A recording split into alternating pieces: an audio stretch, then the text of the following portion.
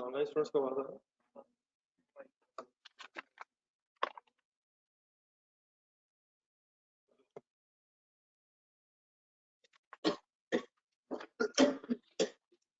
ये सर जो कल पढ़ रहे थे जरा थोड़ा सा कंक्लूड करना है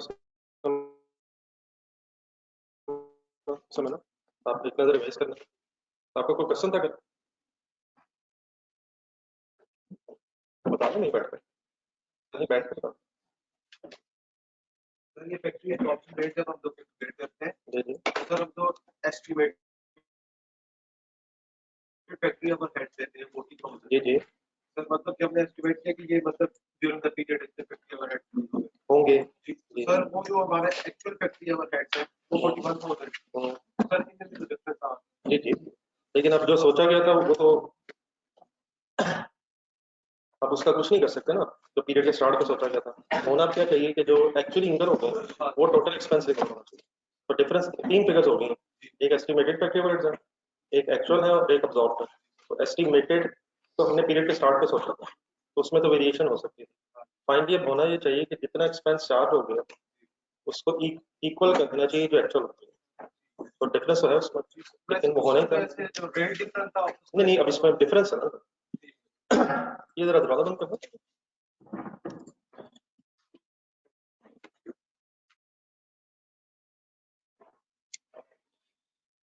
इसमें से जो दो तीन वर्ड्स जो मैंने यूज किए ना वो जरा क्लियर रखने की कोशिश करनी है। ये वर्क इन प्रोसेस का लेजर नहीं करता।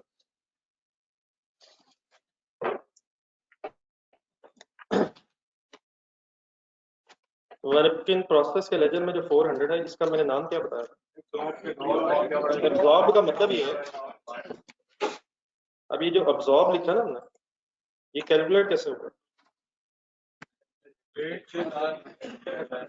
इसको तो एक्सप्लेन करेंगे अपने पास। हमने एक्चुअल आवर्स नहीं जो इस ऑर्डर पे लगे 10 आवर्स, ये एक्चुअल है, लेकिन उसका मल्टीप्लाई कैसे किया?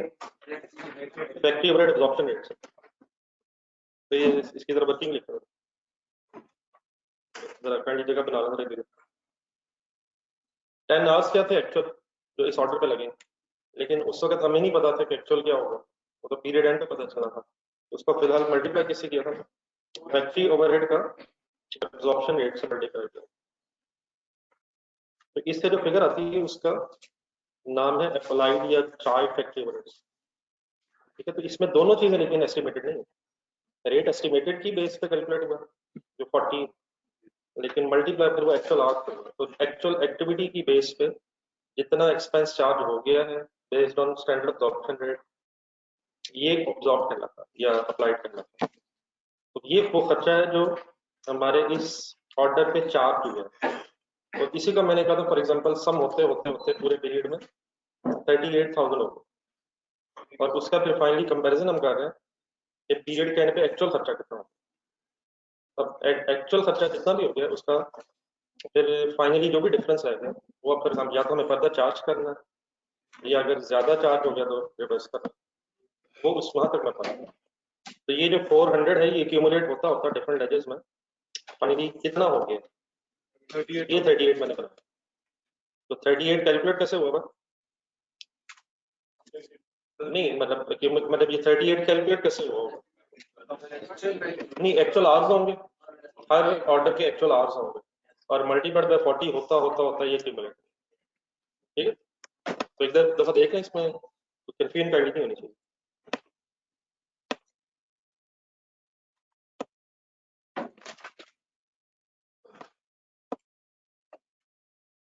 बेटा सिर्फ प्रीवियस ईयर की बेस पे नहीं होता, प्रीवियस ईयर की बेस पे आपका एस्टिमेट हो सकता है कि पिछले पीरियड में कितने ओवरहेड्स थे, लेकिन डेफिनेटली फिर इन्फ्लेशन की वजह से इन ओवरहेड्स में फ्यूचर में इंक्रीज भी एक्सपेक्टेड हो सकता है। वो एस्टिमेट करते हुए पास्ट भी देखा जाता है और फ्यूचर की जो इन्फॉर्मेशन अवेलेबल उसको भी कंसिडर करके कोशिश ये की जाती है कि ये एस्टिमेट क्लोज टू एक्चुअल हो। लेकिन जब भी आप एस्टिमेट करेंगे एक रिस्क ये रहेगा कि एक्चुअल अमाउंट डिफरेंट हो जाए फ्रॉम द एस्टिमेट। ठीक है, तो ये सिर्फ प्रीवियस पीरियड नहीं है, ऑनवर्ड ईयर्स में, ऑनवर्ड पीरियड में जो इन्फ्लेशन एक्सपेक्टेड है उसका भी इफेक्ट लिया जाता है।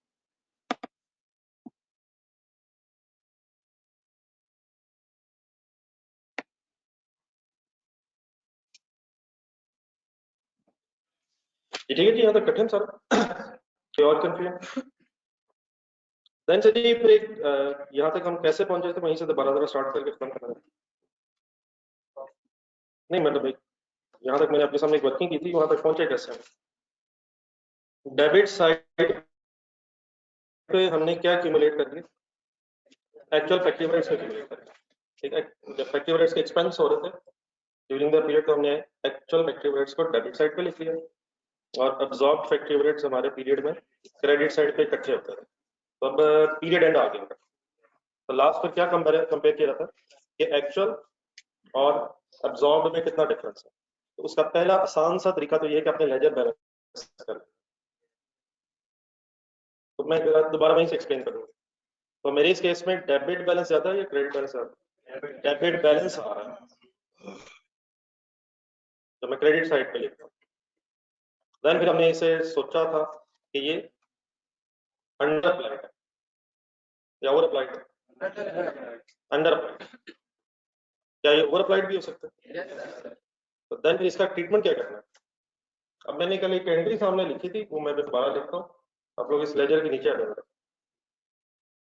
Treatment of under over applied फैक्टिव रेट्स।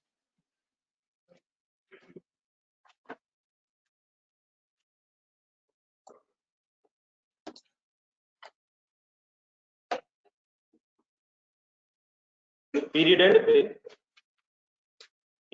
एंड पे एक्चुअल और अब्सॉर्ब का डिफरेंस आ जाएगा, तो फिर उसका क्या करेंगे हम अकाउंटेंट्स? इसका बेटा दो पॉसिबल वेज है, अकॉर्डिंग टू क्वेश्चन हम चलेंगे, लेकिन अगर ना बताया तो मैं बताता हूँ कौन सा करना। एक तो मैंने कल बताया था एडजस्ट है कॉस्ट ऑफ सेल्स,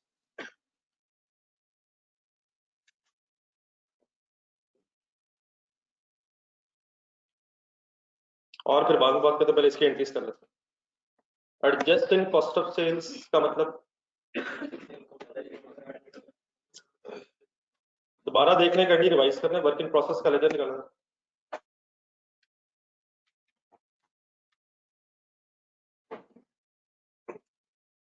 ये 400 मिल के मैन्युफैक्चरिंग कॉस्ट बना था, मटेरियल लेवल में ऐड हो गए, और गुड्स की कंप्लीशन से ये कॉस्ट ऑफ गुड्स मैन्युफैक्चर्ड में चला गया। ऐसे ही सर इसी तरह टोटल 38,000 ड्यूरिंग द पीरियड हमारा कॉस्ट ऑफ गुड्स मैन्युफैक्चर्ड में आ गया होगा, और कॉस्ट ऑफ गुड्स मैन्युफैक्चर्ड की बेस पे फिर स्टेट इनकम स्टेटमेंट बनाया, कॉस्ट ऑफ सेल्स कैलकुलेट होती है। ऐसे ही तो इस सिचुएशन में क्या कॉस्ट ऑफ सेल्स हमारी 3,000 ज्यादा आ रही होगी या कम? तो क्या ये ज्यादा भी आ सकती है? कब? अगर जॉब ज्यादा हो गया तो वक्ती तौर पे ज्यादा आ रही होगी, तो कम ज्यादा की फिर हमने एडजस्टमेंट करनी है। नंबर वन वही क्या है कि कॉस्ट ऑफ सेल्स में एडजस्ट करना है। कैसे करते हैं? सिंपली मैंने इसका तरीका ये बताया था कि आपने बस डिसाइड ये करना होगा कि एग्जामिनर कहाँ एडजस्टमेंट करवाना चाह रहा है, और अगर वो कॉस्ट ऑफ सेल्स में एडजस्टमेंट करवाना चाह रहा है तो आप लेजर सिंपली बैलेंस करें, और साथ जहां एडजस्टमेंट करनी है वो लिख दें, ऑटोमेटिकली एंट्री बन जाए करेगी इंशाल्लाह। बताएंगे क्या बनेगी? तो अगर अंडर अप्लाइड हो, और कॉस्ट ऑफ सेल्स में एडजस्टमेंट करनी हो, तो एंट्री क्या बन जाएगा करेगी? कॉस्ट ऑफ सेल्स एंड फैक्टिव रेट्स। ठीक है, कॉस्ट ऑफ सेल्स क्यों डेबिट?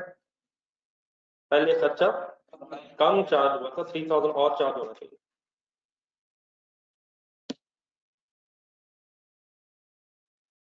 ये नहीं करते हैं, तो इस एंट्री को एसेट को रट्टा लगाने की जरूरत नहीं है। तरीका कंडी क्या होगा? आप लेजर बैलेंस करें, और कॉस्ट ऑफ सेल्स में अगर एडजस्टमेंट है तो वो सब साथ रखना, सिर्फ एंट्री सोच लो। ये लिखे हैं तो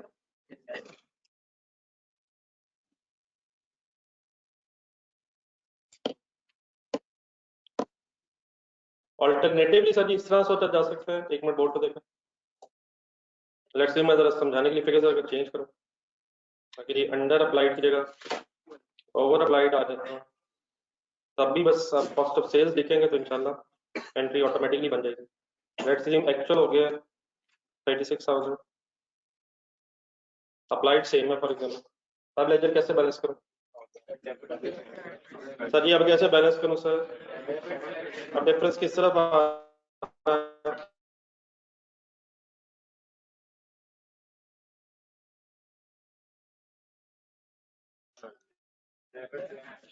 डेबिट साइड पे डिफरेंस अगर आएगा तो इस लेजर में डेबिट साइड पे डिफरेंस आ रहा है तो एंट्रीज हो सकते हैं।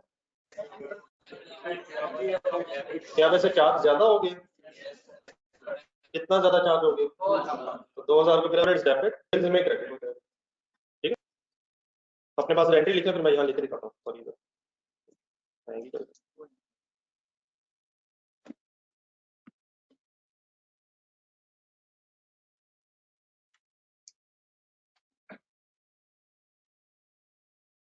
तो simply balance the ledger and then write the reference. The entry is factory overheads debit and cost of sales credit. तो नीचे जहाँ लिस्ट बना रहे हैं उसमें फिर ओवर अप्लाइड की एंट्री बन जाएगी। इधर प्रैक्टिस जी सर जी, वो कॉस्ट ऑफ सेल्स में वर्ड तो लिख रहा हूँ, लेकिन इनफैक्ट कॉस्ट ऑफ सेल्स की कैलकुलेशन कैसे हो रही है? ओपनिंग स्टॉक प्लस उसी के अंदर है ना कॉस्ट ऑफ गुड्स मैन्युफैक्चर्ड। तो कॉस्ट ऑफ गुड्स मैन्युफैक्चर्ड में प्लस माइनस करने से अल्टीमेटली कॉस्ट ऑफ सेल कम ज्यादा हो रही है। ठीक है, ऑल्टरनेटिव वर्ड यूज किया जा सकता है कॉस्ट ऑफ गुड्स मैन्युफैक्चर्ड, लेकिन कॉस्ट ऑफ मैन्युफैक्चरिंग बिजनेस में cost of goods manufactured cost of sales के अंदर ही होती है, तो शायद ये फिर इंटरचेंजेबली वर्ड यूज हो सकता है। जी सर, ये एंट्री बन गई factory overheads debit, cost of sales credit. कौन सा लग रहा है? तो ठीक हो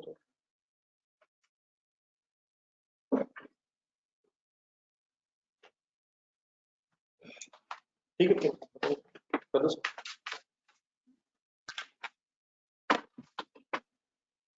ये क्लियर है जी ऑनलाइन स्टूडेंट्स प्लीज?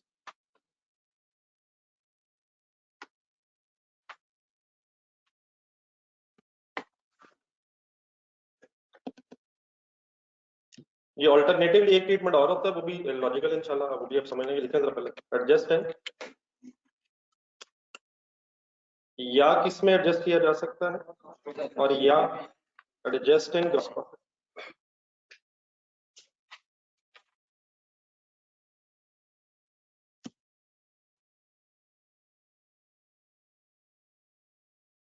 तो सिंपली एक फैक्ट्री ओवरहेड्स को कॉस्ट ऑफ सेल्स में ट्रांसफर करने की बात हुई है। अब एडजस्ट इन ग्रॉस प्रॉफिट से बड़ा मुराद ही है, एक मिनट इसको भी सुनना, बात बिल्कुल सिंपल है। एक तरीका तो ये है कि कॉस्ट ऑफ सेल्स को ही एडजस्टेड बनाने के बाद ग्रॉस प्रॉफिट निकालना। जो लेफ्ट साइड में मेरी एंट्रीज हैं, इन एंट्रीज से क्या होगा, जो एक्सपेंस कम या ज्यादा चार्ज हुआ था वो पहले कॉस्ट ऑफ सेल्स में प्लस या माइनस होकर एडजस्टेड कॉस्ट ऑफ सेल बन जाएगी। ठीक है, और फिर सेल में से माइनस करके आप ग्रॉस प्रॉफिट निकालना है, वो ऑटोमेटिकली एडजस्टेड आएगा। अनदर वे कैन बी कि आप पहले ग्रॉस प्रॉफिट निकाल लें सेल में से, क्या लेस करके, कॉस्ट ऑफ सेल लेस करके ग्रॉस प्रॉफिट निकाल लें, लेकिन इस कॉस्ट ऑफ सेल्स के अंदर जो कॉस्ट ऑफ गुड्स मैन्युफैक्चर्ड होगी उसमें अगर 38,000 है तो डेफिनेटली ग्रॉस प्रॉफिट भी अनएडजस्टेड आएगा। तो एक तरीका ये हो सकता है कॉस्ट ऑफ सेल्स को एडजस्ट करके ही ग्रॉस प्रॉफिट निकाल लिया जाए। अनदर वे कैन बी कि पहले ग्रॉस प्रॉफिट फाइंड आउट कर लें और फिर उसको एडजस्टेड में कन्वर्ट करें। तो इस तरह के सोचें, बिल्कुल रिलैक्स होकर आपने सोचना। वंस अगेन एंट्रीज बनाना कोई इशू नहीं होगा। मैं अगर वही 41,000 पे आ जाऊँ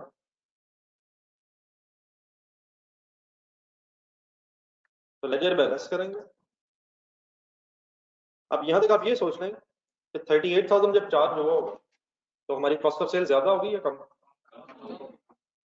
यानी 38,000 की बेस पे हमारी कॉस्ट ऑफ सेल 3,000 कम होगा, और उसकी बेस पे अगर ग्रॉस प्रॉफिट निकला होगा तो वो 3,000 ज्यादा होगा।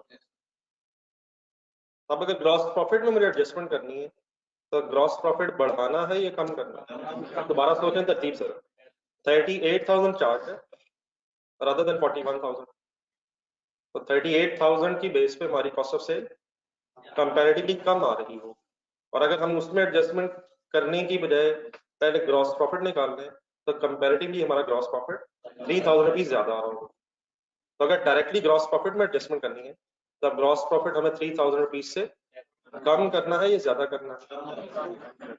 कम करना है, ज्यादा करना है सर? तो प्रॉफिट अब डेबिट होके कम होता है या क्रेडिट होके? देखने सोच लें। तो इसको अगर हम इस तरह से बस करने कि इस डिफरेंस के साथ हम ग्रॉस प्रॉफिट वर्ड लिखें, तो सोचे क्या एंट्री बन रही है? सर ये क्या बन रही है sir? Gross profit debit factory overheads credit. तो क्या सही एंट्री बन रही है? तो ग्रॉस प्रॉफिट को कम ही होना मींस डेबिट होना। तो कॉस्ट ऑफ सेल डेबिट करने का मतलब या तो कॉस्ट ऑफ सेल बढ़ा के प्रॉफिट कम करना, या पहले ग्रॉस प्रॉफिट अगर आपने कैलकुलेट कर लिया है तो वो ज्यादा आ रहा होगा, उसका फिर डेबिट करके डायरेक्टली कम करना। ठीक है एंट्री? तो ये किस चीज की एंट्री है? नहीं मतलब ये किस की है? अंडर की है, ओवर की? तो अंडर अप्लाइड की ग्रॉस प्रॉफिट में एडजस्टमेंट करनी है तो कॉस्ट ऑफ सेल्स की जगह ग्रॉस प्रॉफिट डेबिट हो जाएगा और फैक्टिव क्रेडिट हो जाएगा। तो शायद आपने सिर्फ लेजर बैलेंस करना और क्वेश्चन में आइडेंटिफाई करना कि कॉस्ट ऑफ सेल्स में एडजस्टमेंट है या ग्रॉस प्रॉफिट में, इंशाल्लाह एडजस्टिंग एंट्री बन जाएगी। पर कंफ्यूजन नहीं? इसे आप ओवर अप्लाइड जरा उससे सोच सकते हैं। ओवर अप्लाइड मींस क्या होगा वैसे? खर्चा ज्यादा चार्ज हो गया था, उससे क्या हुआ होगा? ग्रॉस प्रॉफिट कम हो गया होगा, फिर क्या करेंगे? ग्रॉस प्रॉफिट पे क्रेडिट होना चाहिए, तो ऑपोजिट एंट्री होगी।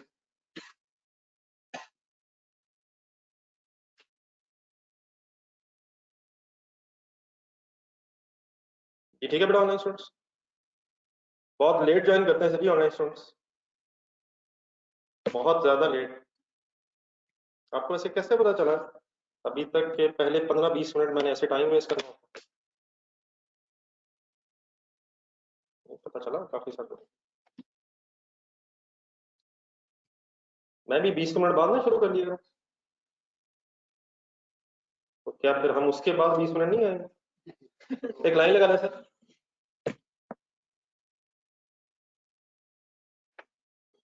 फाइनली सर बस ये लिख लें, अगर ना बताया हो कि अंडर ओवर अप्लाइड की एडजस्टमेंट कहाँ करनी है, एक सेंटेंस लिखना। If person is silent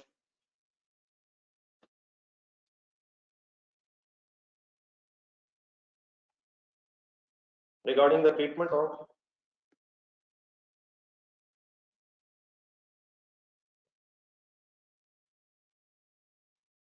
under over applied factory overheads।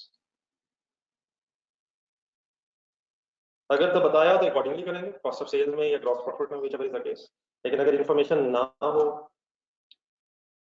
Then by default अपने कॉस्ट ऑफ सेल्स वाला देगा, then adjust cost of sales.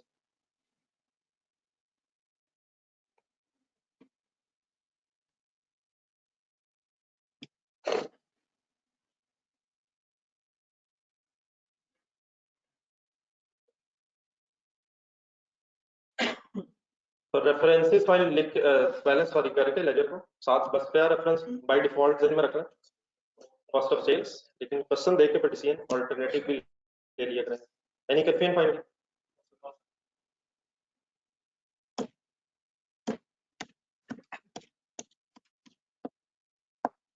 अब जो चीज काइंडली इस डिस्कशन से आपने याद रखनी हुई है वर्किंग प्रोसेस के लेजर में जल्दी से,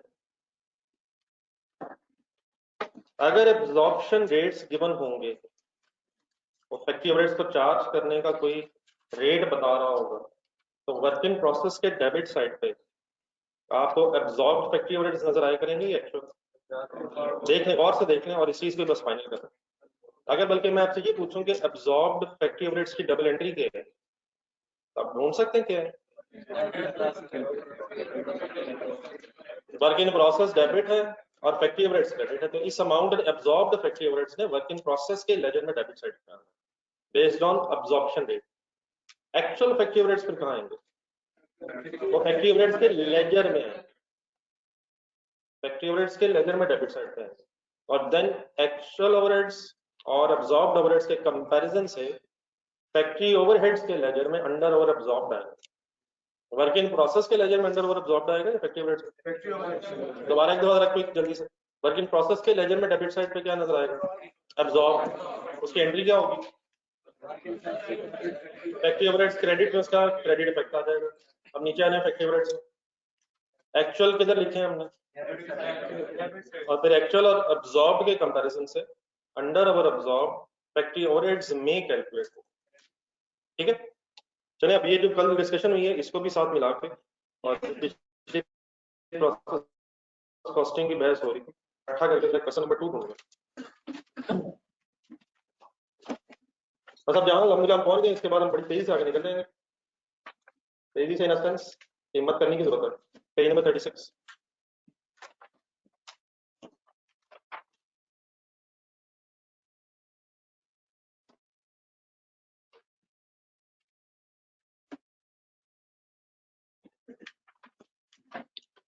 A chemical is manufactured by passing through process. Page number 36 can be question number 2.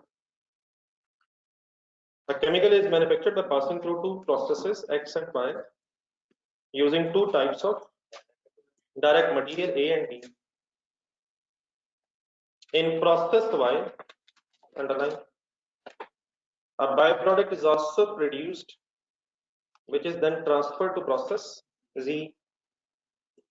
किस डिपार्टमेंट में by product?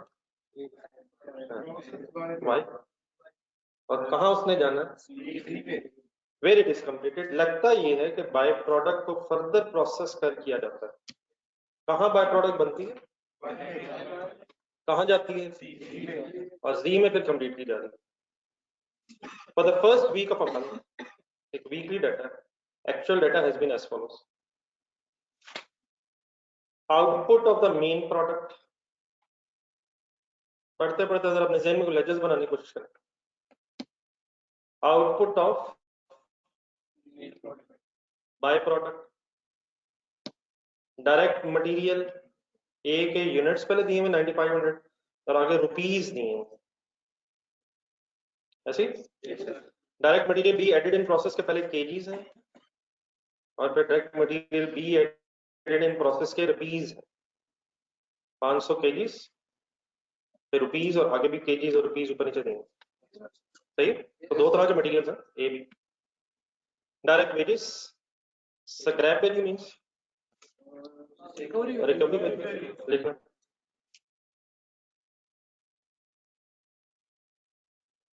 Normal loss of units in process 4%, 5% and 5% respectively different processes में।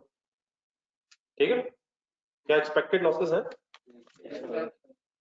Factory overheads budgeted at the rate of underline, factory overheads are budgeted at the rate of 240% of the direct wages. क्या meaning है sentence? Direct wages जोड़ने जरा process X की, X की direct wages कितनी है? 15,000। क्या उनका 240% अगर किया जाए तो एक्चुअल फैक्ट्री ओवरहेड्स आ जाएंगे?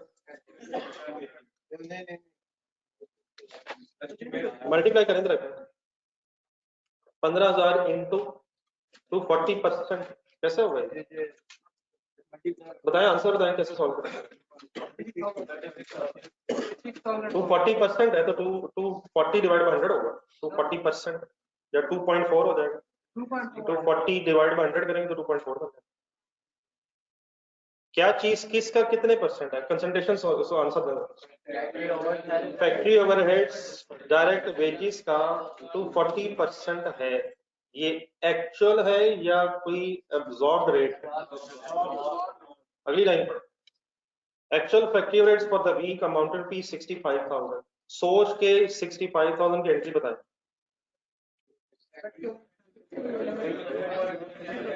फैक्ट्री ओवरहेड्स डेबिट नहीं, फैक्ट्री प्रोसेस का क्रेडिट नहीं है, ये वो खर्चे क्रेडिट होंगे सारे। अब इसने टोटल दे दी, फैक्ट्री ओवरहेड 65,000 है, तो ये 65,000 में क्या क्या होगा? तो सब कुछ होगा। तो सब कुछ का नाम वर्किंग प्रोसेस नहीं है, हम चंद एक्सपेंसेस बोल रहे थे ना, expenses credit, depreciation, rent etcetera. या इन अदर वर्ड्स ये 65,000 किस लेजर में लिखेंगे? फैक्ट्री ओवरहेड्स में एक्चुअल आएगा, एक्चुअल आएगा। आगे estimated sale value of the byproduct at the time of transfer to process Z was 22 per unit, ठीक है।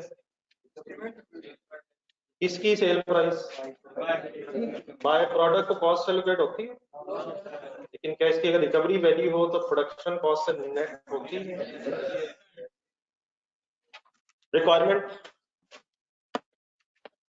prepare the following process accounts for XYZ, XY and Z। तो 3 ledgers बनेंगे, X का, Y का, Z का।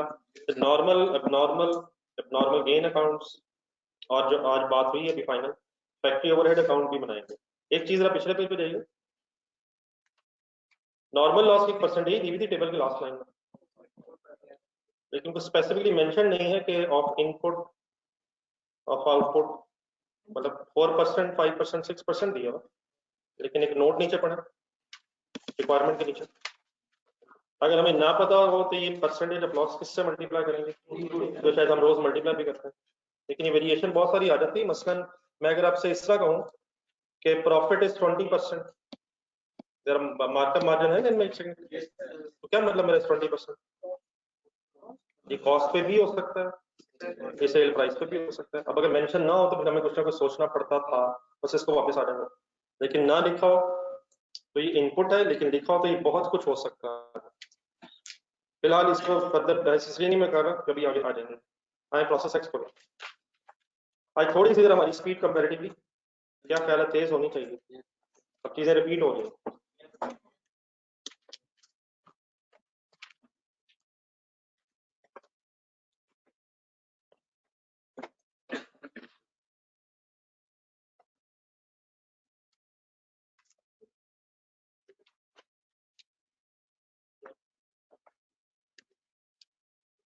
ये सभी start है प्रोसेस एक्स।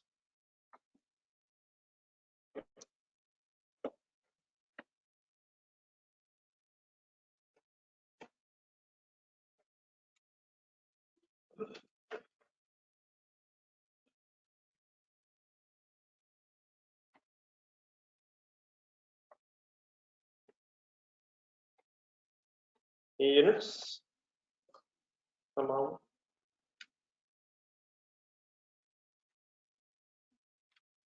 जो बातें पुरानी आएंगी वो करनी गलत ना हो, और नहीं आएंगी वो जो गौर से सुनो।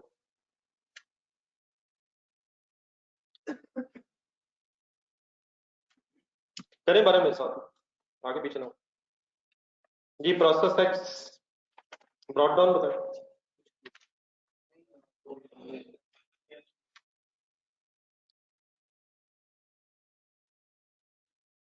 अब डेटा है, फेजेड है, अरेंज करें। डेबिट साइड बनवाएं, कहां से शुरू करें? मटेरियल ए कितने यूनिट्स? 9500 rupees, 123,500, 9500 units and 123,500। ठीक है, ठीक है सर। आगे डायरेक्ट मटेरियल डीप ना करें, अब 2 मटेरियल हैं, मटेरियल बी भी। How many kgs? 500, और उसके रुपीस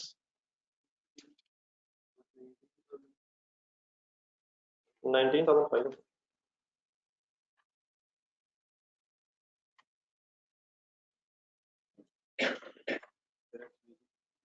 मटेरियल 2 हो गए, कोई इशू तो नहीं इसमें।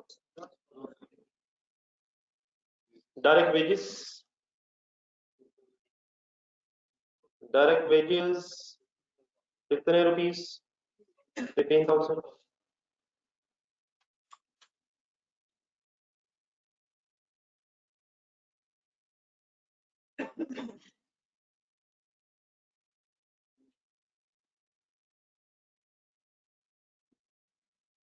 अब यहाँ कहीं आके जरा रुकते हैं एक मिनट।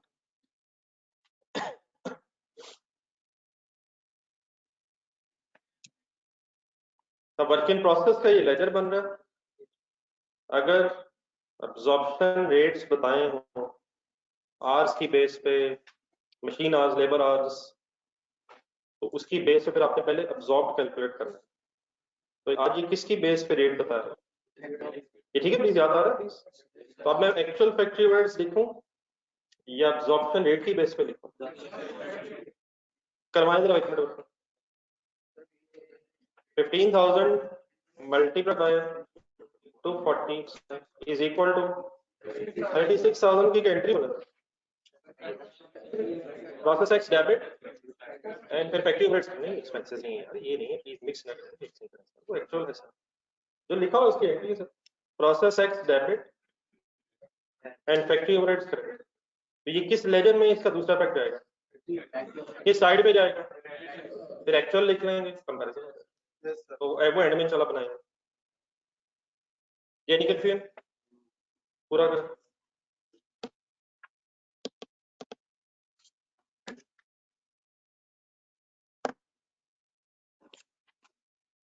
बंद कर पड़ा, बंद कर, ये बंद कर दो ये सारी कंफ्यूजन है। चलो आगे, देन सर आगे क्रेडिट साइड पे अब पहले यूनिट्स पूरे करवाएं क्रेडिट साइड। ये ठीक है, नॉर्मल लॉस की परसेंटेज ढूंढना, 4% किसका फाइनल करें सर, ये बहस जल्दी से। इनपुट का मतलब बताएं, इनपुट यूनिट्स बताएं, 9500 इनपुट है, 500 इनपुट है, 10,000 मल्टीप्लाइड बाय 4%, 400। अमाउंट्स की बहस बाद में, पहले अब यूनिट्स पूरे करें। Any output of the process x, process x में कोई आउटपुट है, लेकिन ये आउटपुट फिनिश गुड है या वाई में जानी है, ऊपर देखने जरा चीजें फर्स्ट लाइन में। तो प्रोसेसेस है, केमिकल बन रहा है एक्स और वाई में प्रोसेस होने के बाद, तो इसका क्या रेफरेंस लिखूं? 9400 आउटपुट है, लेकिन प्रोसेस एक्स की रेफरेंस के तौर पे यहाँ क्या आएगा, फिनिश गुड्स की नहीं आएगा, तो डबल एंट्री क्या बनी, process Y debit, process X credit. कहां से कहां, एक्स से वाई, फिर बाकी बहस वाई में करें।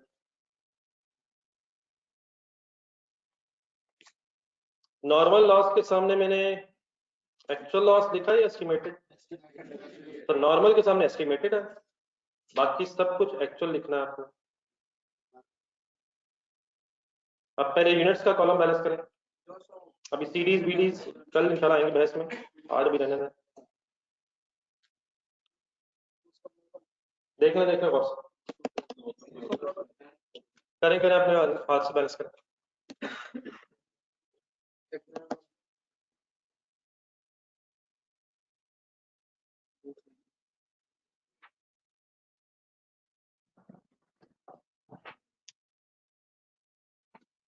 सर जी बैलेंस करें, ये बाजू बंद करके तो बैठ गए, फिर कहीं हो ना जाए गलती। 10,000 डेबिट साइड का टोटल, क्रेडिट साइड का टोटल बनता है फिलहाल 9800।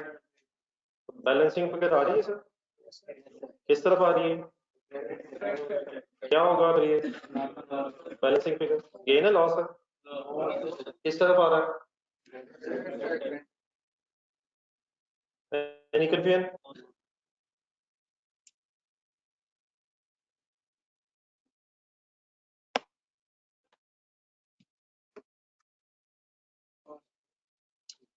ठीक है सर, अब अगला स्टेप, नहीं सबसे पहले नॉर्मल लॉस की रिकवरी वैल्यू ढूंढनी है, अमाउंट से ढूंढने डाटा,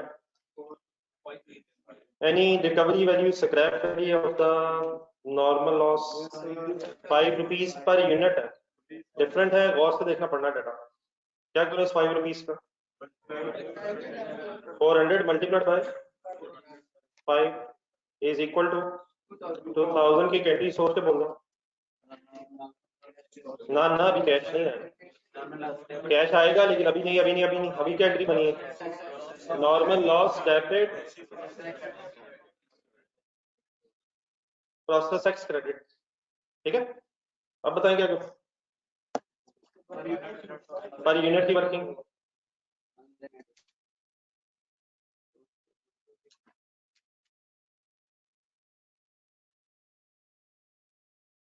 डेबिट साइड से अमाउंट उठाए,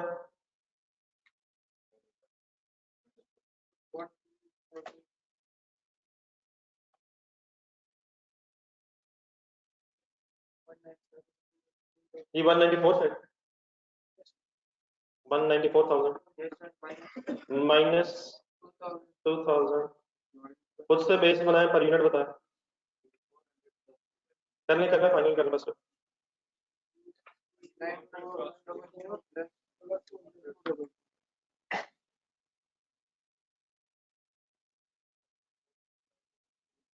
$9400 प्लस 200 प्लस या minus is equal to 20 per unit.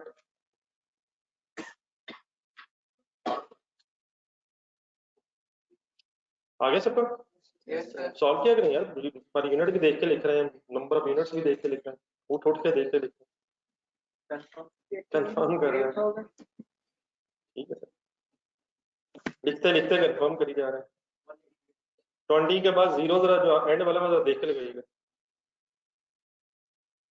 ये अब क्या करें इस पर यूनिट का, 9400 multiply by 20 1,88,000 is cost of output transferred to process Y. 200 multiplied by 20 4,000 44,000। अब नॉर्मल लॉस को कॉस्ट एलोकेट होती है, अब नॉर्मल लॉस को कॉस्ट एलोकेट होती है, ये हो भी गई है, होती क्या है, हो गई है, रोज होती है, आज रहने दे, अब रहने दें, इस वक्त रहने दें, बैलेंस करें सर।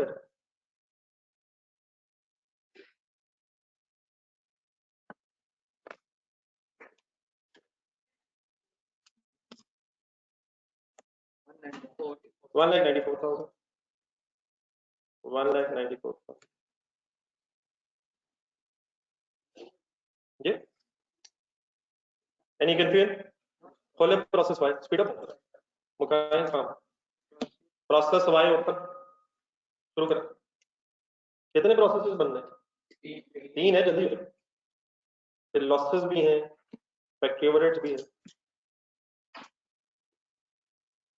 जी, कर सब बनाए फिर से।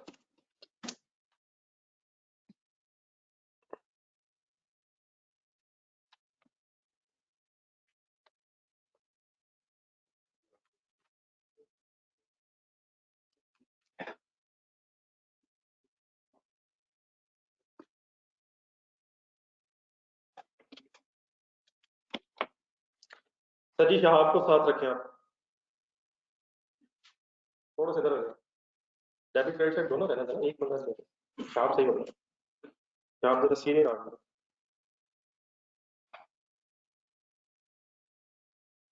आपस में लड़ाई ना कर इन दोनों, तो वो ये कहता है जी सर जी, शुरू करें।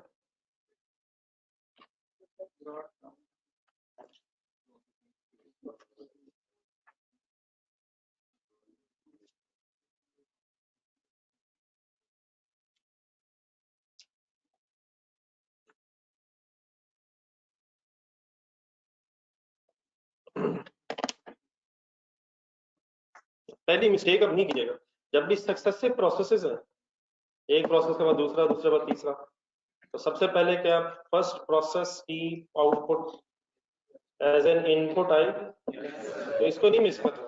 उसके बाद डेफिनेटली मटेरियल भी ऐड हो रहे हैं, लेबर भी है, ओवरहेड भी है, लेकिन पहली जो एंट्री है process Y debit, process X credit, starting point वही है।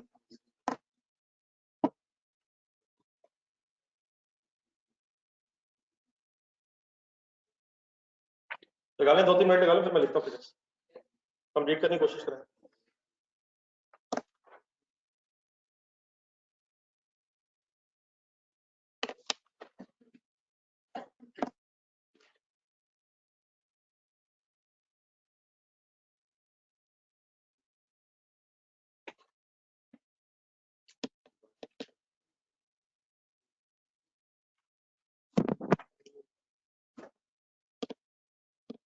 एक नाम से क्यों मतलब डायरेक्ट क्या बोले? समझा नहीं? या फिर डायरेक्ट वेजेस हमने कहा 50 पेरोल और सेम चीज डायरेक्ट लेबर तो इंटरचेंजेबली वर्ड सवाल होता था, कोई कुछ बोल देता कुछ बोल देता। जिस तरह पे क्रेडिटर नहीं, क्रेडिटर भी अकाउंट्स पेबल है, उसके लिए भी अकाउंट्स पेबल यूज होता है, ट्रेड पेबल्स यूज होता है। नहीं, लेकिन यहाँ अगर करना होता तो मैं बताता हूँ, ये पूरी चीज का नाम है, एक ही चीज का नाम। जैसे इतने सारे माशाल्लाह इंसान बैठे हैं, सबका नाम अपना है इंसान।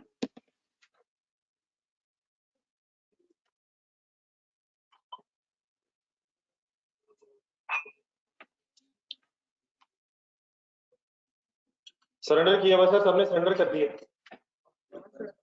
यूनिट्स का यू भी नहीं लिखा अभी तक।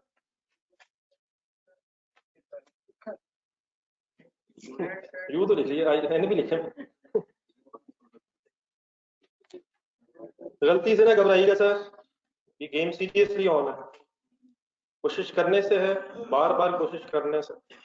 Surrender is not an option, नहीं हो रहा, ये चॉइस ही नहीं है, इंशाल्लाह करके छोड़ना।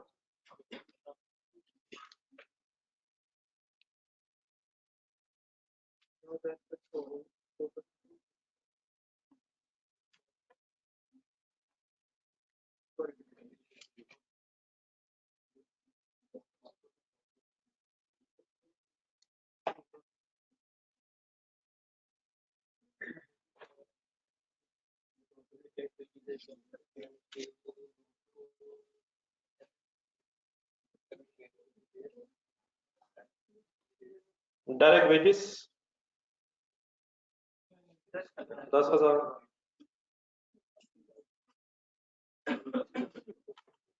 अब ये अब्जॉर्प्शन वाली बात बेटा याद रखनी है, अगर अब्जॉर्प्शन रेट्स दिए हो तो वर्क इन प्रोसेस के लेजर में अब्जॉर्ब आना और एक्चुअल पे फैक्ट्री ओवरहेड्स के लेजर के अंदर आना। ठीक है, 24,000 बने हुए हैं यहाँ तक, ठीक है? डेबिट साइड सब इकट्ठे यहाँ तक इकट्ठे हो जाए, क्रेडिट साइड में साथ बना लें, उसमें फिर शायद 2-3 इश्यूज हैं। एक मिनट, डेबिट साइड देख लें, मेरे साथ रिकंसाइल कर लें, क्रेडिट साइड में शुरू करता हूँ, वो मेरे साथ कीजिएगा।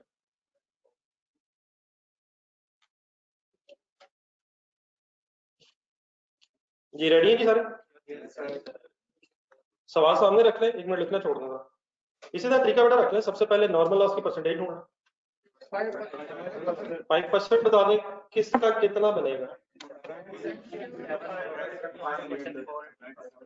9700 समझ आ जाएगा, इंटू 5%, 485 एक्सपेक्टेड लॉस है। 9700 is sum of 9400 and 300 input। Done sir? अगली बात सुने गौर से। देन इसके बाद बेटा आउटपुट्स देखें ऊपर कॉलम वाई के column. Output of the main product, मेरा ख्याल है कि मुझे बोर्ड पे देखें, फिनिश गुड्स वर्ड लिखना चाहिए। देख ले तसल्ली से, देखो ऊपर वाली 2 लाइनें पढ़े सवाल। एक्स और वाई ने, प्रोसेस एक्स और वाई में गुड्स ने कंप्लीट होना था, तो मैं वाई में जो मेन प्रोडक्ट बनी है उससे फिनिश गुड तौर पे लिख रहा हूँ। Any confusion? मत लिखिए, पहले देखा करें। Any confusion sir? Then sir उसके नीचे देखें, इसी प्रोसेस वाई में बाय प्रोडक्ट भी बनी है, लेकिन वापस ऊपर जाए, second line, first second line ऊपर जो लिखेंगे, प्रोसेस वाई में जो बाय प्रोडक्ट बनी है उसने फिर जी में जाके कंप्लीट होना, तो ये फिर हमारी एक नई स्टोरी भी है। तो फिलहाल इस 1400 को किस तरफ लिखूं? क्रेडिट साइड, लेकिन इसने जाना कहाँ है? तो मेरा ख्याल है कि सही रेफरेंस इसका प्रोसेस जी होना चाहिए। हाँ डेफिनेटली इसके साथ बाय प्रोडक्ट भी लिखें, क्योंकि बाय प्रोडक्ट का फिर ट्रीटमेंट मैंने आपसे पूछा, याद है? ठीक है, देन फिर बैलेंस करना है, नॉर्मल या नॉर्मल अब नॉर्मल लॉस या नॉर्मल गेन निकालना। तो ये यूनिट्स के लिखने में कोई कंफ्यूजन है? अगर है तो पूछ लें, वरना बैलेंस कर देते हैं, कंप्लीट कर लें। सर मैंने कब किए लोग, आप मुझे हुक्म करें, मैंने कहाँ किए लोग? क्या उसे यूनिट, उसके यूनिट्स भी नहीं लिखते? ये इतना ज्यादा बताना पड़ेगा। क्या बाय प्रोडक्ट के यूनिट्स भी नहीं लिखते हैं? कॉस्ट एलोकेट नहीं होती और मैंने बिकी भी नहीं। कहाँ नजर आ रही है 1400 के सामने कॉस्ट ना करिए।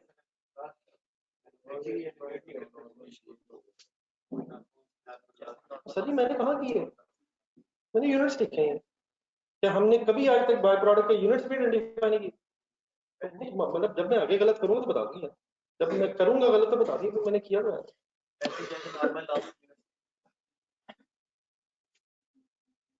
ये बैलेंसिंग फिगर बताइए सर, क्या आ रहा है? अच्छा सीरियस हो जाए प्लीज, गेम ऑन होगी। 9885 हो रहा है शायद क्रेडिट साइड का टोटल ज्यादा है। 9885 9885 क्या है टोटल? तो टोटल बैलेंसिंग फिगर किधर आ रही है? डेबिट साइड पे आ रही है, क्रेडिट बैलेंस आ रहा है। कितना आ रहा है? 185। क्या है ये? नॉर्मल गेन एक बैलेंसिंग फिगर आ रही है।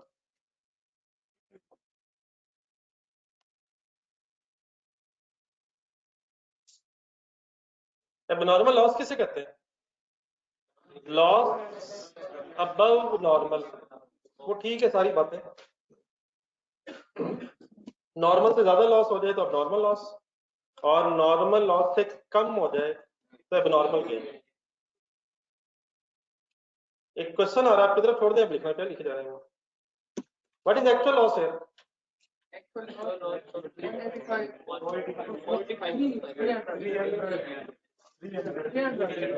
What is actual loss? 300 तो पूरे सवाल में कहीं नहीं, इसको तो नहीं कहते 300 को, डेबिट साइड पे 300 लिखा हुआ। एक कैलकुलेशन की है सर आपने, 485 एक्सपेक्टेड लॉस है, तो क्या लॉस कम हुआ है? कितना कम हुआ है? तो एक्चुअली फिर कितना हुआ है? 300 300 300 300, ठीक है 300।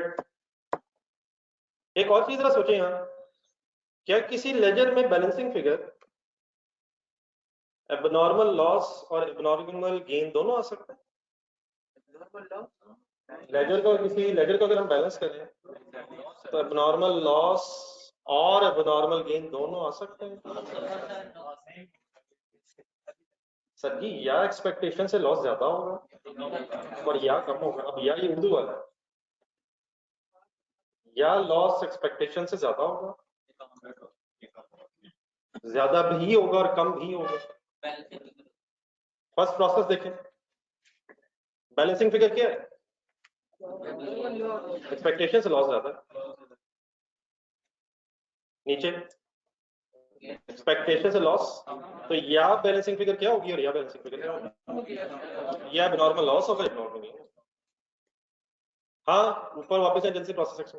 What is actual loss? अपना मिस्टेक कीजिएगा, पता 600 उसका ब्रेकअप 400 200 में हुआ। What is actual loss in process 300, लेकिन हमने पहले एक्सपेक्टेड लिखा ताकि पता चले कितना लॉस कम हुआ। ठीक है, आए आगे चलो। Any confusion the units?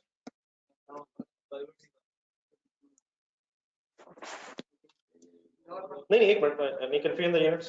आगे मेरे साथ चले, मैं कंप्लीट करता हूँ। देन सर जी अब इसके बाद हमें रिकवरी वैल्यूज ढूंढनी है बिफोर पर यूनिट। तो आगे पहले नॉर्मल लॉस की रिकवरी वैल्यू ढूंढना। What is the normal loss cap value in process y? अब डेटा प्लीज ढूंढे। 10, अब 10 को किससे मल्टीप्लाई करो? तो 10 इंटू 4 इंटू 10 4850 मिल गया 10। ऑनलाइन स्टूडेंट्स प्लीज साथ साथ रख रहे। अगर हमने यहाँ 300 लिख लिया तो हमें अपनी परफॉर्मेंस का नहीं पता चलेगा कितनी ज्यादा है। हाँ ये कमा नहीं सके हम कमा सके हैं 3000 और 1850 हम नहीं कमा सके भी रिकॉर्ड होना चाहिए, लेकिन वो कहाँ रिकॉर्ड होगा? नॉर्मल लॉस अकाउंट में। ठीक है, देख लें पिछले क्वेश्चन से एग्जैक्टली लिंक करें। देन आगे बढ़े सर। आप जरा देखें, एक मिनट जरा देखें, अब कौन कौन से यूनिट्स रह गए हैं जिनके सामने अमाउंट नहीं है? 8000 भी हैं, 1400 भी हैं, और अब नॉर्मल गेम भी है। अब 1400 देखें जरा गौर से, ये क्या है? तो इसको भी तो कॉस्ट कैलकुलेट होती है, लेकिन क्या इसकी रिकवरी वैल्यू है सवाल में? ढूंढने जरा,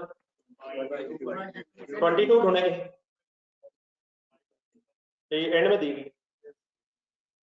जब प्रोसेस एक्स सॉरी वाई में वाई से जी में इसे ट्रांसफर किया गया तो उस वक्त इसकी रिकवरी वैल्यू क्या थी? 22। तो 22 तो मल्टीप्लाई करेंगे ना 1400 से। सर जी सेंटेंस सही पढ़े ना, करें सामने बने जी सेंटेंस तो पढ़ने जी में जाके नहीं, जी में जाते हुए यार। सर अंग्रेजी मेरी बड़ी वीक है, प्लीज सही पढ़। At the time of transferred process ही है, ठीक है माशाल्लाह की इंग्लिश अच्छी है, मैंने वैसे रट्टा सा लगाया ना करना। और सर जी किस वक्त रिकवरी वैल्यू जी के बाद है, जी को ट्रांसफर होने के वक्त है, जी में ट्रांसफर है तो मल्टीप्लाई। तो 1400 into 22 आंसर। ये 1400 into 22 मींस आंसर क्या बोला? 308।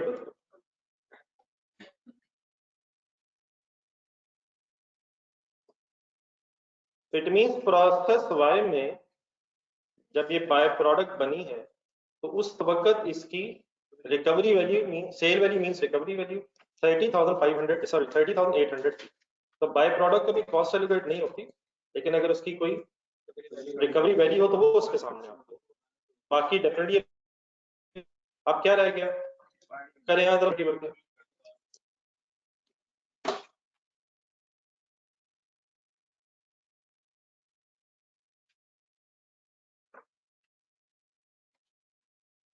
जी। इसका तरीका क्या रखें? खर्चा ढूंढना है।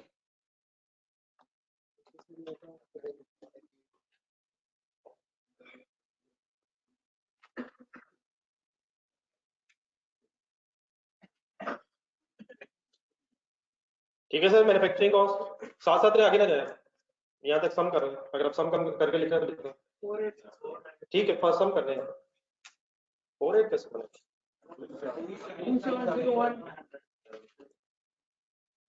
मैन्युफैक्चरिंग कॉस्ट बारे में डेबिट साइड से उठाइए।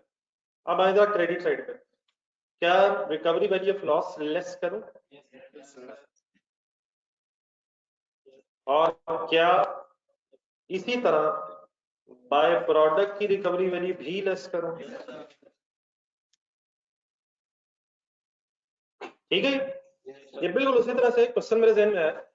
क्वेश्चन नंबर 4 होने अपने पास पीछे प्लाटिनम, जल्दी जल्दी भागते रहे। प्लाटिनम जॉइंट बाय प्रोडक्ट में उसका आंसर ढूंढना। प्लाटिनम उसका एक इनिशियल खर्चा मेरा ख्याल आया था 13,05,000। मैन्युफैक्चरिंग कॉस्ट का सम आया था 13,05,000 आ गया था। फिर आपने 40,000 क्या लेस किया? Recovery value of normal loss. और फिर और क्या लेस किया? Recovery value of bye product भी लेस कर दी। और उसके बाद भी जो खर्चा था वो एलोकेट हुआ दो प्रोडक्ट्स के दरमियान बाय द नेम ऑफ शायद अल्फा एंड बीटा। तो शायद मैंने वही की। आ जाओ वापस। देन सर इसकी बेस कैसे बनानी है? बेस में बस क्या लिखते हैं, जिन यूनिट्स पे अमाउंट आनी है, जिन यूनिट्स की अमाउंट हमने फाइंड आउट करनी है।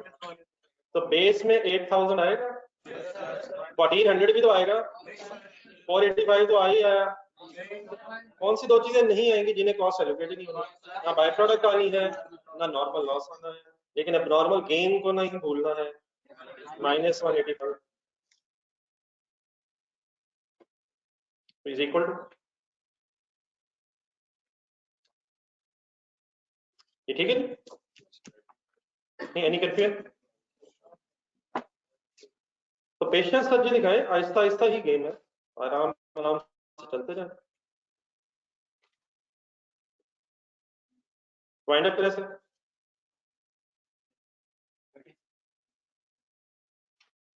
8,000 into 30, 240, and 185 into 30, 555.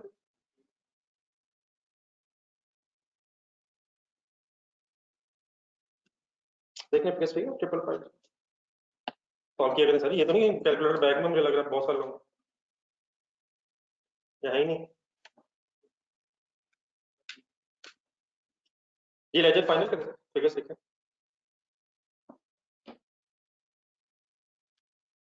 240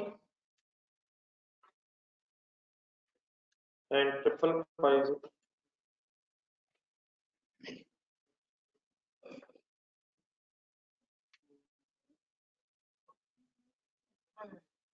240 कितना? 240 275 6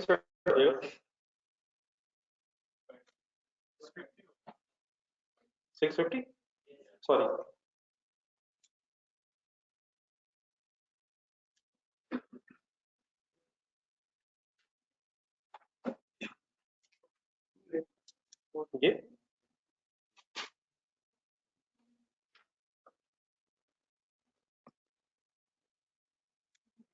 ये शुरू कराएंगे अगर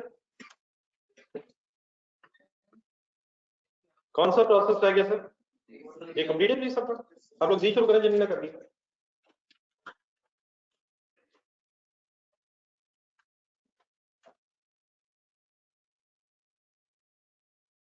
एंड कंप्लीट कर लिया तो मुझे बता दीजिए खास तौर पे ऑनलाइन स्टूडेंट्स। प्रोसेस जी शुरू करने से पहले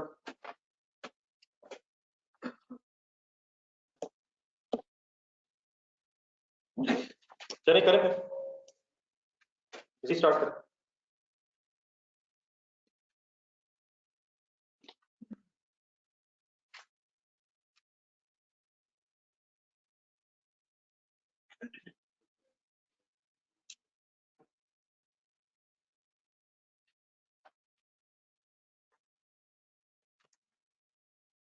ये अब यहाँ रुक के जरा 1 मिनट छोटा सा डिसीजन ले जरा, अपने एक चीज में फंसना जो मुझे लग रहा है फंस गए। ये जी क्यों है?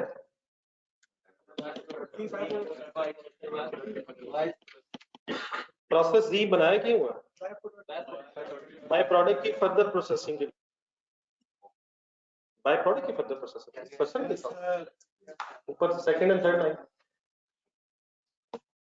In process Y, a byproduct is also produced, which is then transferred to process V, where it is completed. लग इस तरह रहा है कि जब ये बाय प्रोडक्ट बनी है प्रोसेस वाई में तो उसको बेच तो सकते थे 22 पे, लेकिन लग रहा है कि फर्दर को प्रोसेस करके और किसी रिफाइंड फॉर्म में कन्वर्ट किया जा रहा है। 22 जरा साथ रिलेट करना था। 22 क्या था? बेचा जा सकता था, की बजाय लग रहा है उस पर फर्दर काम किया जा रहा है। डेफिनेटली इस उम्मीद पे किया जा रहा होगा कि बाद में इसे कुछ ज्यादा प्राइस पे बेचा जा सकता है, वरना ये तो बिल्कुल एक रिलेवेंट सी बात हो जाएगी या अजीब सी बात हो जाएगी कि बाद में हम प्रोसेस करके 22 का बेच दें। ये दोबारा 22 देखने कब बेच सकते थे? फर्दर प्रोसेस किए बगैर बेच सकते थे, लेकिन फर्दर प्रोसेसिंग का कोई डिसीजन। अब इसमें जिस चीज में थोड़ा सा परेशान हो सकते हो ये कि प्रोसेस जी के एंगल से, अब प्रोसेस जी हमारे सामने है, प्रोसेस जी के एंगल से भी क्या ये बाय प्रोडक्ट है? प्रोसेस वाई दोबारा सही बना, प्रोसेस वाई के एंगल से तो कोई बाय प्रोडक्ट उसने बताई नहीं, लेकिन क्या प्रोसेस जी में यही मेन प्रोडक्ट है?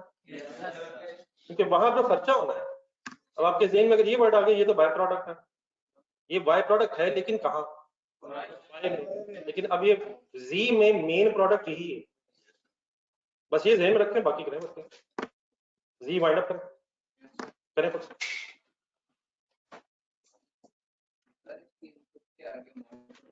जी इनिशियली तो उसकी वही वैल्यू है, कॉस्ट तो से एलोकेट नहीं हुई, लेकिन वही उसकी जो वैल्यू है अगर हमने उसे फर्दर प्रोसेस कर लिया है तो उसी वैल्यू में और खर्चा जमा हो के हमें और फिर प्रॉफिट रख के बेचना चाहिए।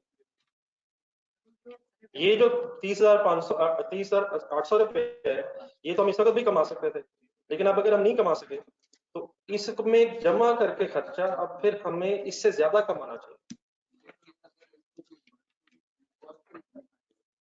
नहीं, कॉस्ट पे तो इसलिए नहीं रखा क्योंकि बाय प्रोडक्ट थी, तो वहां तो कॉस्ट पे नहीं रखना, लेकिन उसके बाद अब जो खर्चा है, तो अब ये बाय प्रोडक्ट यहाँ नहीं है, वहां थी, तो वहां का खर्चा तो नहीं लेना इस पर, लेकिन अब यहाँ का जितना खर्चा है एज अ मेन प्रोडक्ट लेना है। लेकिन क्या ये अमाउंट साथ आई है? क्या जितना भी एक्स्ट्रा खर्चा होगा इसमें प्लस होकर आपका टोटल कॉस्ट आएगी? ये आप नहीं कमा सके, ये भी एक अपॉर्चुनिटी कॉस्ट की तरह है। ये 30,800 रुपया अब आप नहीं कमा सके। अब आप जब भी इस बाय प्रोडक्ट को फर्दर प्रोसेस करके बेचेंगे तो आपको ये भी जहन में रखना चाहिए कि 30,800 तो तब मिल सकता था, और जमा जब मैंने एक्स्ट्रा खर्चा फॉर एग्जाम्पल 5,000 कर लिए, तो ये टोटल अब है, इसमें मुझे फर्दर कमाना। तो अगर आप उसे इग्नोर कर देंगे तो आपके पास सही अमाउंट ही नहीं आएगी। उसमें तो कर चुके हैं जो करना था। प्रोडक्ट वाई की जो मेन आउटपुट थी उसमें से तो हमने वर्किंग कर ली जैसे होनी चाहिए थी, तो अब तो बस डी में करनी। जी सर, जी स्टार्टिंग पॉइंट क्या होगा सर?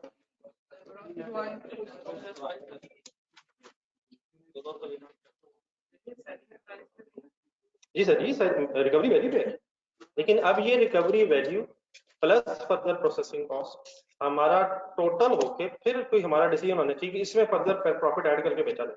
एक मिनट में एक फिगर लिख लूंगा, एक मिनट रुक जाए सर, ऐसे परेशान हो रहे हैं जस्ट एक मिनट सर, मैं एक फिगर लिख आपके सामने रखूं। एक एंट्री वाले बोल देना सर, प्रोसेस जी डेबिट और वाई क्रेडिट छोड़ दे लिखना।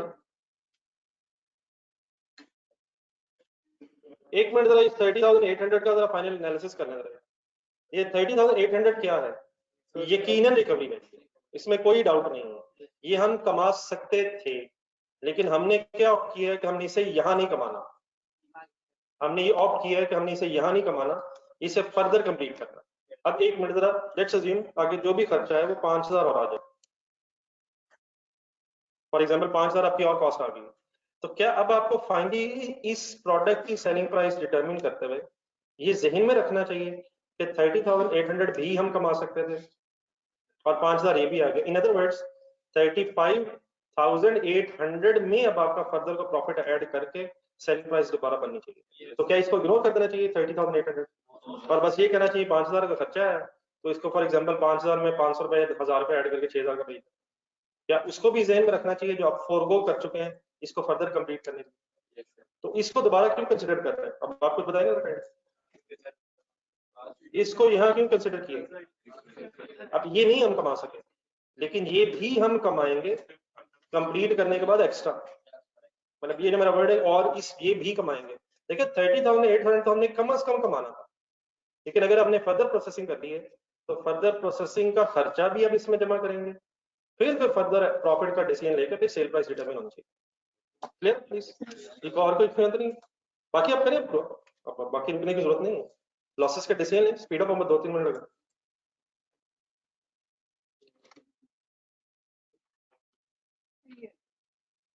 जी जी जी आउटपुट की वो नहीं बताइए, बताएंगे सर जी, सर जी बताया हुआ, सबको बताया हुआ, ऐसा ना करें।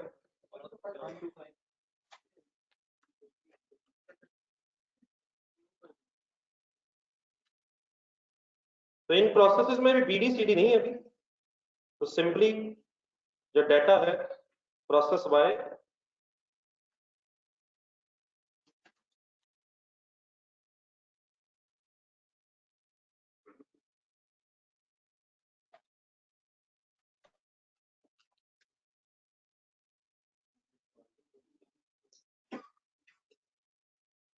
तो प्रोसेस वाई में ये बाय प्रोडक्ट है, और जिस डिपार्टमेंट में ये बाय प्रोडक्ट है वहां कॉस्ट एलोकेट नहीं करनी, वहां इसे रिकवरी वैल्यू पर रखना है, लेकिन जिस डिपार्टमेंट में ये मेन प्रोडक्ट है तो उसकी भी सारी कॉस्ट इसी पे आनी है।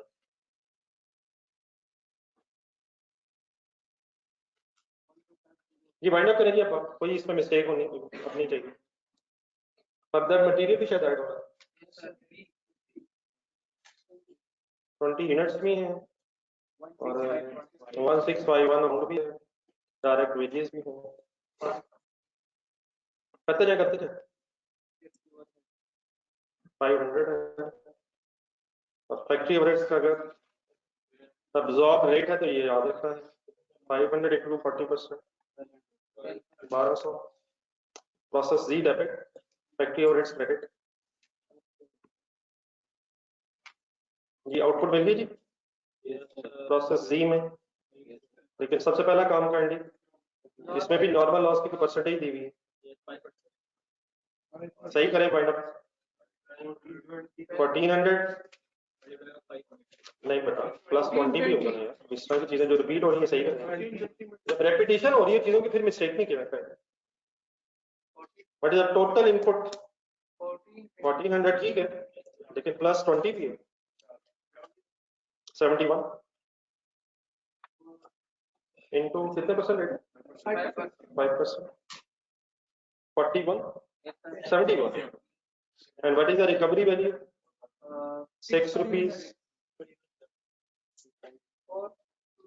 4 to 6। अब यहाँ जो बाई प्रोडक्ट है फाइनली जो फाइनल बन गई है, इसको भी आप फिनिश फॉर्म में लिखते हैं, finish goods of these by product.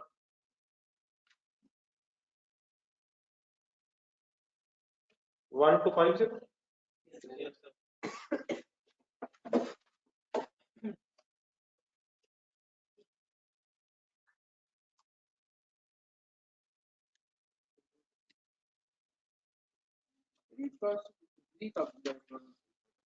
नहीं मतलब मीन्स तो सब मैंने उसका नहीं, बाय प्रोडक्ट तो यहाँ नहीं है, यही तो इसमें मेन प्रोडक्ट है। मतलब मैं वो पीछे से चल रहा हूँ, मतलब ये बाय प्रोडक्ट की फर्दर फाइनली ये मेन प्रोडक्ट, इस डिपार्टमेंट की यही मेन प्रोडक्ट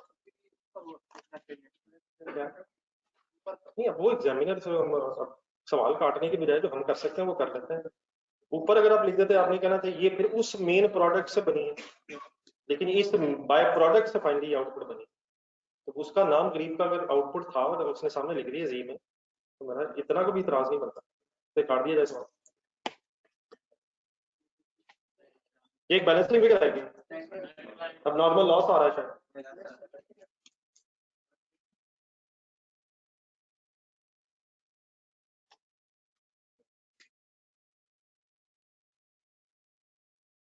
तो इनपुट क्वांटिटी 1400 भी इनपुट हुई है प्रोसेसिंग में और 20 फर्दर ऐड हुआ है, ठीक है। इनपुट 100 1420, तो बैलेंसिंग फिगर आएगी लॉस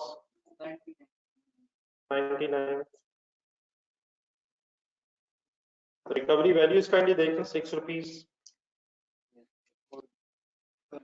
निकालें फाइनल पे, आप लोग पर यूनिट निकालें, कोई इशू नहीं है, पता आपके साथ पर यूनिट निकालें, लेजर बैलेंस करें।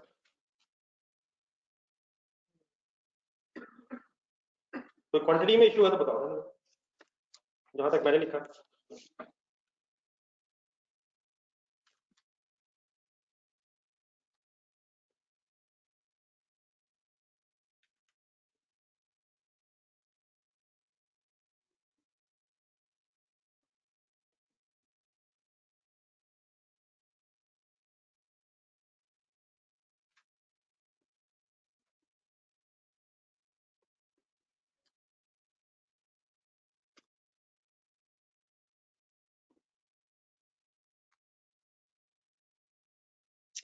कैलकुलेशन एरर्स है बेटा, ये 24 तो नहीं बनता मतलब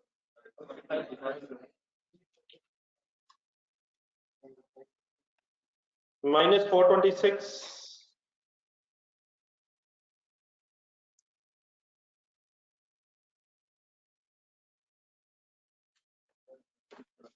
+99, ठीक है।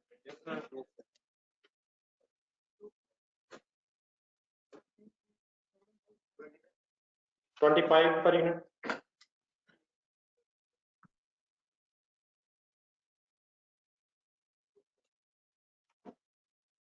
ये नहीं कंफ्यूजन एनीवेयर, कर ले प्रोफाइल कर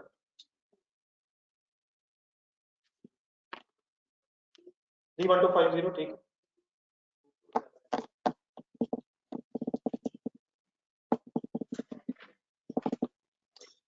2475,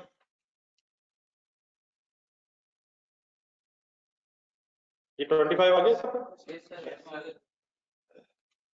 तो 150 multiplied by 25 is equal to 31250 and 99 multiplied by 25, 2475।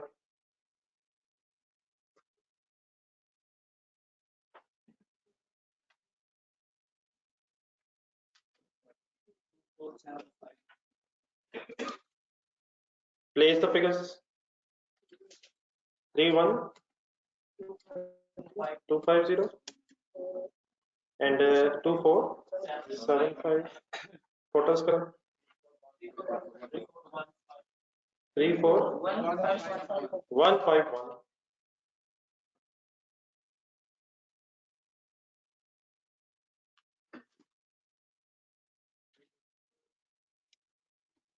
कोई कंफ्यूजन स्टिल लॉसेस की तरफ आए रिक्वायरमेंट भी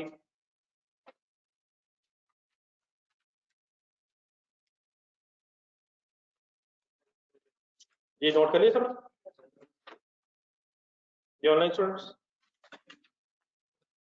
टाइम है प्लीज अगर निकालें हम लॉसेस पे जरा सही टाइम लगा लें एक दो फिर अच्छा लॉसेस के एंगल से जो क्वेश्चन नंबर 1 में डिसाइड हुआ था जल्दी से देखें क्वेश्चन नंबर 1 लॉसेस के लेजर का प्रोसेस वाइज नहीं है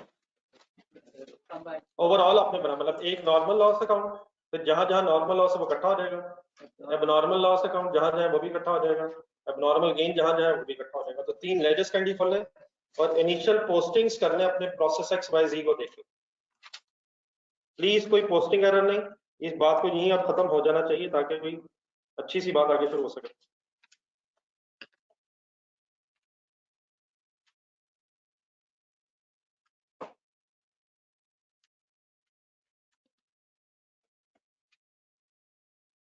normal loss account abnormal loss account and abnormal gain account कोई अब नई चीज इसमें नहीं आनी सब कुछ रिपीट होना है तो फाइनली एक रिवीजन करके बात खत्म होनी चाहिए with changing figures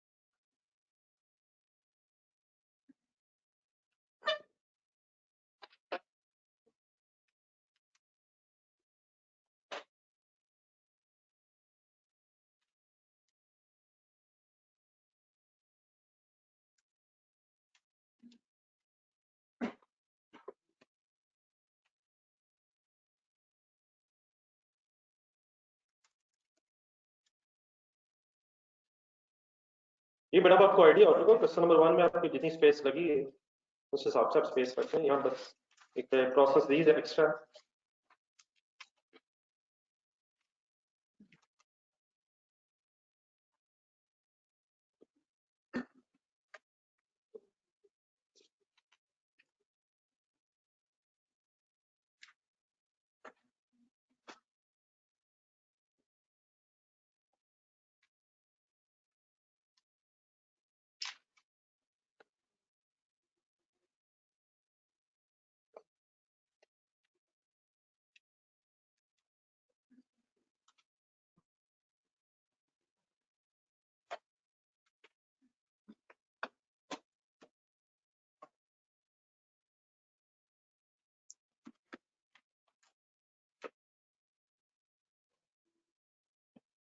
ji sir ji initial posting कर रहे हैं नॉर्मल लॉस तीनों लेजर्स में प्रोसेस एक्स वाई जी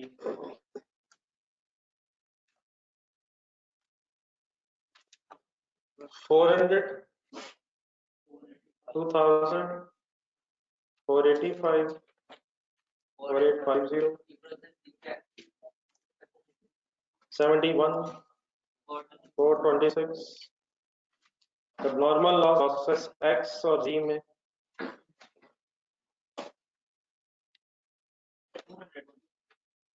200 4000 प्रोसेस जी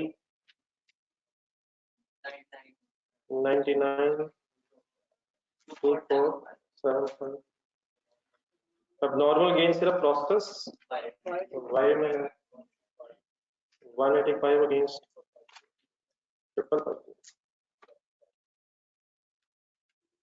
एंट्रीज बोल के लिखेगा पोस्टिंग एरर हो जाना ये ठीक है मैं करता हूँ, ठीक है मैं करता हूँ।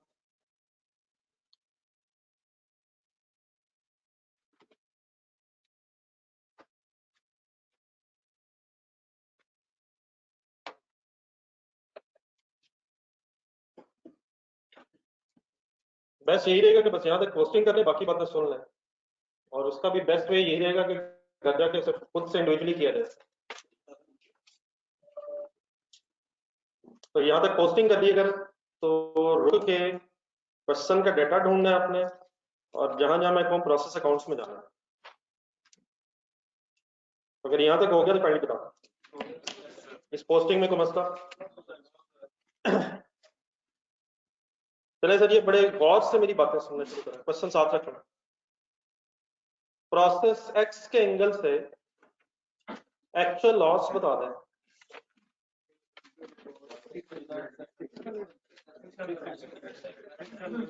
प्रोसेस एक्स के एंगल से एक्चुअल लॉस बता दें। और 600 तो कहीं भी नहीं लिखा हुआ।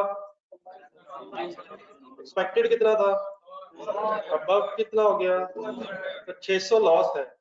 मतलब इस बात का मेरा ये है कि 400 नॉर्मल लॉस वाले यूनिट्स भी बिकेंगे और 200 नॉर्मल लॉस वाले भी यूनिट्स बिकेंगे, कोई इश्यू वाली बात नहीं है। लेकिन प्रोसेस एक्स का एक यूनिट बिकने कितने का है? एक रिकवरी वाली यूनिट है कितनी? 500 रुपए है। तो जरा बोर्ड पे देखें, तो नॉर्मल लॉस के जब 400 यूनिट्स बिकेंगे तो मल्टीप्लाइड बाय 5, ये 2000 एज इट इज हो जाएगा। डेबिट साइड पे भी रिकवरी वैल्यू है और इंशाल्लाह पूरी रिकवरी वैल्यू कमा लेंगे। ओके लेकिन अब आए एबनॉर्मल लॉस पे, मत लिखें इसका, टाइम वेस्ट नहीं है। एबनॉर्मल लॉस तो पहले है, प्रोसेस एक्स में एबनॉर्मल लॉस के यूनिट्स कितने हैं? अब इनकी क्रेडिट साइड पे रिकवरी वैल्यू लिखनी है, डेबिट साइड पे 2000 का लिखा हुआ है। डेबिट साइड पे 2000 क्या लिखा हुआ है सर? 2000 लिखा ही नहीं हुआ, 4000 लिखा हुआ। 4000 क्या लिखा हुआ?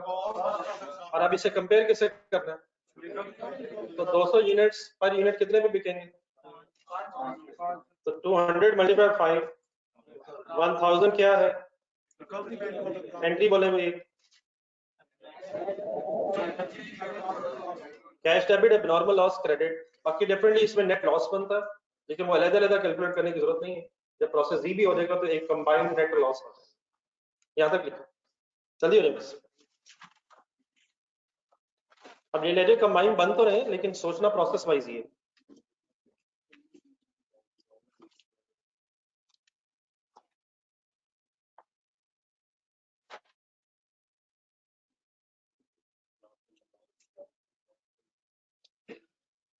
एबनॉर्मल लॉस के यूनिट्स का पहले कॉस्ट एलोकेट होती है, और फिर अगर कोई रिकवरी वैल्यू हो तो उससे नेट ऑफ करके बैलेंसिंग फिगर लॉस या नेट लॉस की रह जाती है। ठीक है सर? तो 4000 रुपए क्या था? कॉस्ट है। 1000 क्या है? उधर क्या है? उधर 2000 क्या? दोनों तरफ उधर 2000 भी रिकवरी वैल्यू है और आगे उधर भी रिकवरी वैल्यू है। तो इसमें डिफरेंस सिर्फ कब आता है? जब अब नॉर्मल गेन हो, वरना नॉर्मल लॉस के लेजर में डिफरेंस नहीं है। ओके लिख लिया?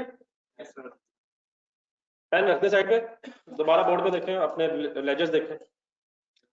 प्रोसेस वाई का एक्चुअल लॉस बताएं। 485 एक्सपेक्टेड था, 185 नहीं हुआ, तो कितने यूनिट्स एक्चुअली नॉर्मल लॉस है? 300। बोर्ड पे देखें, अब कितने यूनिट्स को बेच के पैसे मिल सकते हैं? अभी एक्चुअली यूनिट सोल्ड लिखा हूं, actually units of normal loss. अब प्रोसेस वाई में एक यूनिट कितने का बिकता है?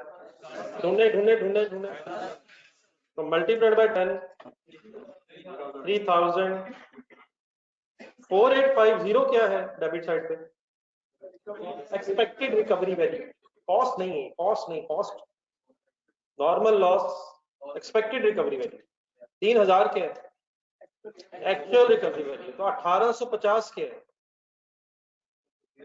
ये वो रिकवरी वैल्यू है जो हम कमा सकते थे अगर नॉर्मल गेन ना होता। ये वही है जो हमने पहले दिन लिखा था, लेकिन ये ऑटोमेटिकली बैलेंसिंग फिगर आएगी, इसकी टेंशन ना लेना। अब आए नॉर्मल लॉस में। अब नॉर्मल लॉस में बताएं प्रोसेस वाई के एंगल से क्या है? कुछ भी नहीं है।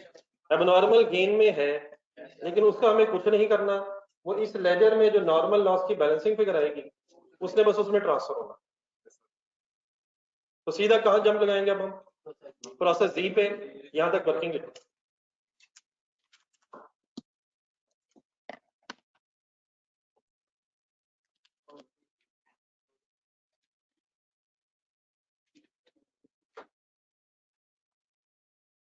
ये ऑनलाइन स्टूडेंट्स क्लियर है बेटा?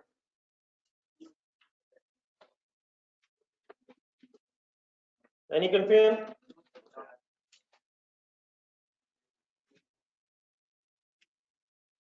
प्रोसेस डी देखिए अपना ledger. Process D actual loss बताएं। प्रोसेस डी एक्चुअल लॉस बताएं। 71 प्लस 99 170। क्या एक्सपेक्टेशन से लॉस ज्यादा हुआ है? कितना ज्यादा हुआ है? 99। एक्सपेक्टेड कितना था? Actual loss is 170। It means ये 71 भी बिकेगा और वो 99 भी बिक सकता है। 170 एक्चुअल लॉस है। What is the recovery value 1 unit in the process G. Cash debit normal loss में आ जाए, कैसे वर्किंग करो? 71 into 6 वही 71 और 426 आ रहा है। ये सेम क्यों आ रहा है? ये हमेशा सेम आएगा। कब फर्क आएगा? तब जब नॉर्मल गेन्स होंगे। तो दोनों तरफ रिकवरी वैल्यू है, कोई डिफरेंस नहीं है। अब नॉर्मल लॉस में आ जाए, कैसे लिखूं? Cash debit normal loss credit, units कितने लिखूं? लेकिन अभी 99 यूनिट की रिकवरी वैल्यू लिखनी है या कॉस्ट लिखनी है? तो 99 into 6 कीजिएगा जरा। 594 क्या है ये? डबल एंट्री हो जाए। Cash debit normal loss credit 2475 क्या है? 2475 क्या है? ये कॉस्ट है। तो कॉस्ट और रिकवरी वैल्यू का डिफरेंस इधर भी फाइनली प्रॉफिट और लॉस में जाएगा, तो वो एक ही दफा टोटल चला जाएगा। देख रहे हैं?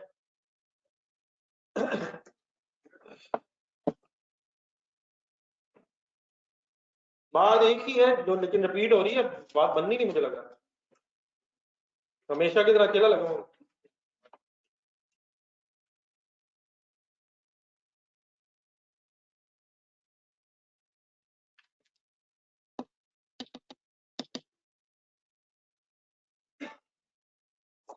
सर जी बाकी आप लेजर्स इंशाल्लाह बैलेंस कर लेंगे।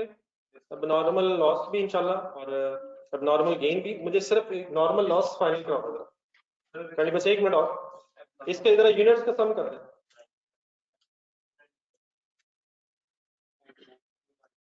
यूनिट्स का जरा सम कर दें नॉर्मल लॉस के यूनिट्स। 956। अगर आपकी वर्किंग सही है तो यूनिट्स का डिफरेंस नहीं आएगा। अगर आपकी वर्किंग सही है तो यूनिट्स का डिफरेंस आएगा। आ रहा है ऐसे ना, मजाक में नहीं लीजिएगा मेरी बात, आ रहा है, हिम्मत करें। यूनिट्स में फर्क आ रहा है। कौन से यूनिट्स की वजह से फर्क आ रहा है? नॉर्मल गेन के यूनिट्स की वजह से डिफरेंस आ रहा है। किधर तो लिखें 185। और अमाउंट्स में भी डिफरेंस आ रहा है। कितना चेक करें? नहीं टोटल बताइए।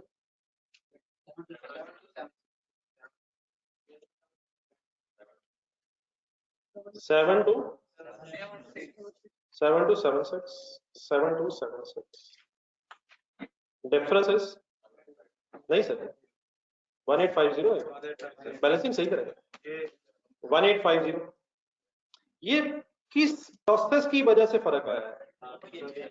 प्रोसेस वाई की वजह से फर्क आया है। और प्रोसेस वाई के 185 यूनिट्स की 10 रुपए के हिसाब से रिकवरी वैल्यू का 1850 फर्क आया। तो इसका जो डिफरेंस आएगा उसके साथ क्या करना है, अब नॉर्मल गेन लेके डबल एंट्री बना लेनी है। क्यों बना लेनी है, वैसे रिवाइज करने देंगे क्यों, क्या ये गेन है लॉस है, ये बना 1850 ये लॉस हुआ है, ये नॉर्मल गेन की वजह से रिकवरी वैल्यू का लॉस हुआ है, और अब इस लॉस को उस गेन से नेट होगा, वो भी नीचे आ रहा है। एक एंट्री बताएंगे, normal gain debit, normal loss credit. तो नॉर्मल लॉस का रेफरेंस आएगा 185 1850, नॉर्मल गेन में फिर डेबिट साइड पे फिगर आएगा।